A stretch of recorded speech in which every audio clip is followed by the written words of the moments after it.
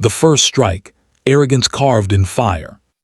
The stars above the colony world of Ereven 4 glowed with serenity that night, unaware of what was descending. A fleet of the Karvek Dominion, a race of war-engineered conquerors bred for endless combat, slid into orbit. Their warships gleamed like serrated blades, bristling with weapons designed to atomize continents. They came not to negotiate nor to warn, but to demonstrate cruelty. Their commanders laughed over open comms as their cannons rained molten devastation on civilian districts. Cities became ash fields. Evacuation vessels, unarmed and full of children, were swatted from the sky like insects. The Karvek were infamous for enslaving lesser species, and they believed humanity was simply another. The Terrans, their leader boomed across frequencies, think themselves universal diplomats, but they will learn war is the only true friendship. On Ereven 4, silence followed screams. A colony of 80,000 souls reduced to embers. The Karvek broadcast their triumph across the galaxy, daring Earth to respond. The mockery of diplomats. In the days that followed, alien networks carried the Karvek's laughter like wildfire. Holovids replayed the massacre with mocking commentary. They make companions of beasts, one alien senator sneered. They tame predators, pets, and even toxic worlds, but war species. War is no pet, they'll learn. At the Galactic Council, Earth's ambassadors stood in silence. Others mistook their quiet for weakness.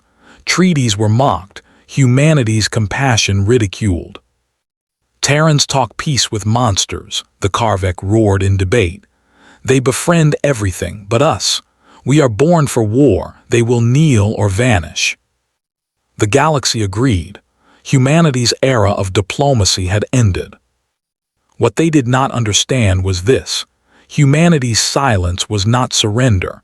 It was the drawing of breath before the storm.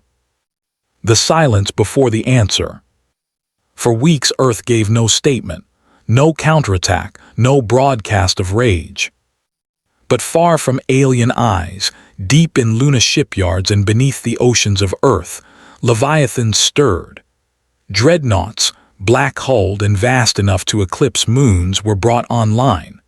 Orbital silos whispered to life, uploading coordinates burned into memory. The old allies of humanity, the gentle Kindari, the peaceful Aelith, the healer races who had signed pacts of trust, watched in horror and hope. They knew the stories, the rumors of Terran wrath. Some whispered ancient warnings. Do not awaken the war species of Saul. Then came the signal. One word carried on encrypted channels to every human fleet across the stars. Avenge.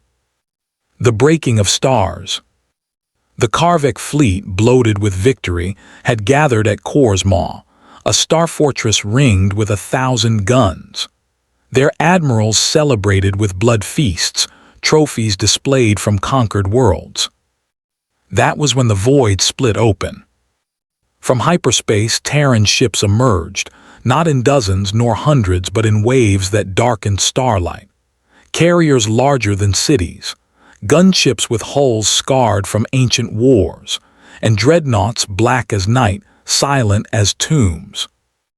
The first volley erased half the fortress ring in a single breath. Planetary shields collapsed under storms of fire. The Karvek comms filled with static and human voices, calm, cold, final. This is Earth. You attacked our colony, you slaughtered our children, your sentence is extinction. The storm made flesh.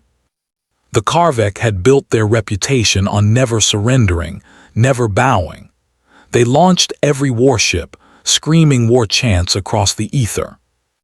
But humanity did not duel, they annihilated. Swarms of Terran drones poured like locusts, stripping armor from cruisers in seconds. Orbital rods fell like meteors, cracking continents. And the soldiers, those who landed, fought like storms given flesh.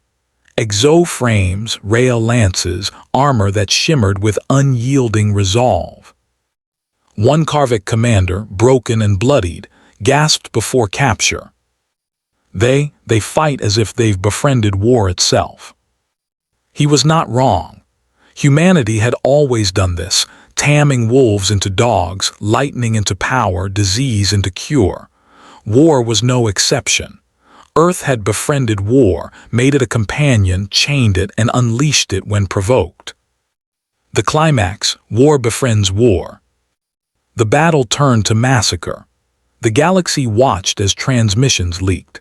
Karvik ships vaporized mid-charge, fortress walls collapsing inward, commanders silenced mid-boast.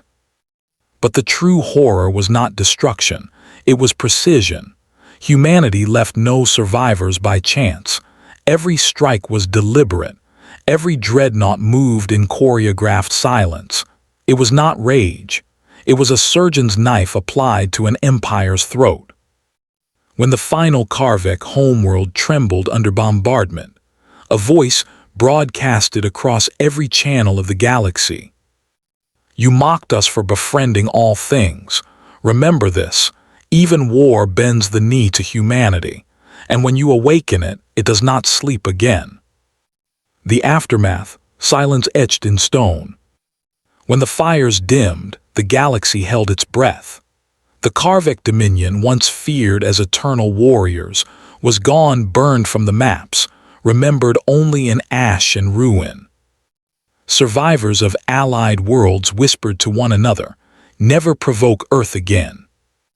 In council halls, alien diplomats lowered their voices when Terrans entered. Children of other species grew up hearing legends not of Terran kindness, but of Terran vengeance. And still humanity returned to silence. They rebuilt Erevan 4, rehoused the displaced, healed the wounds. They spoke no boast, no claim of conquest. But every world remembered. Behind humanity's smiles and handshakes, behind their endless attempts to befriend lay the abyss. The abyss that could blot out suns. The abyss that befriended war. The abyss that whispered, "Vengeance is infinite."